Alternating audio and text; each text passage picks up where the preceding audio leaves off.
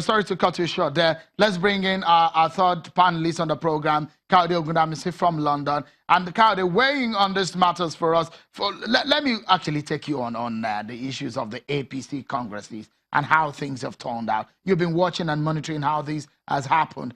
What exactly is your take on the state of affairs of the party, the ruling party?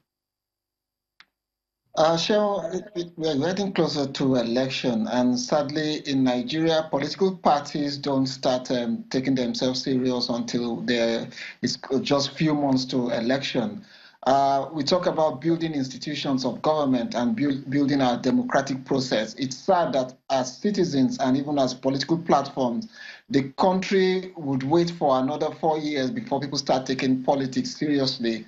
In the case of the APC, they are paying the price for the shamble in which they find themselves. For over 3 years now, there's not been any serious meetings within the political parties. At the national level, the national committee never met regularly.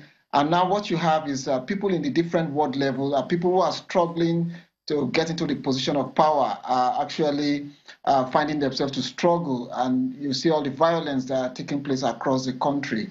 So it's not a surprise, and for a political party that is in government, you tend to see more crises erupting when it comes to electing officials in the local level. For you, I mean, you've monitored and looked at political development in the country. What do you foresee for the APC, especially ahead of their national convention? They said it's June, but there's no date yet. I think a lot of people who do not get what they want within the party will break away and join other political parties.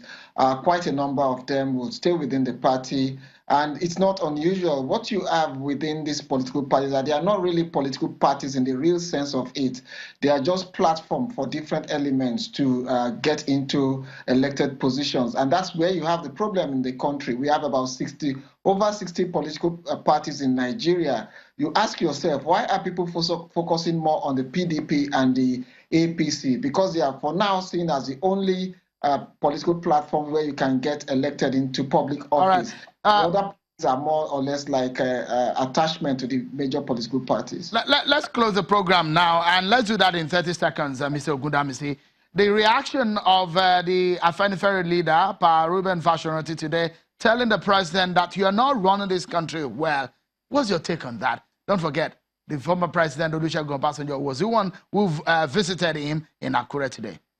Yeah, Pa Fashoranti is a supporter of the PDP. He supported Goodluck Jonathan in the last election. Well, that does not take away the fact that, yes, it's right that the country has not been extremely happy with this president. But that is not to say that the government has been a disaster. So one would not expect anything otherwise from Pa Fashoranti to say this government is evil. But I think it is left for the Nigerian electorate. And 2019 is quite close.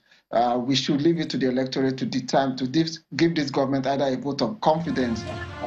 All right.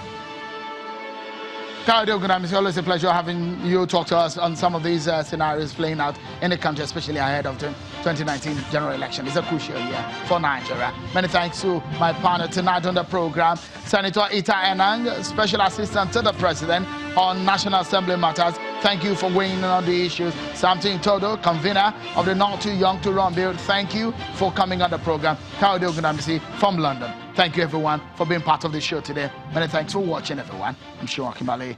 Bye-bye.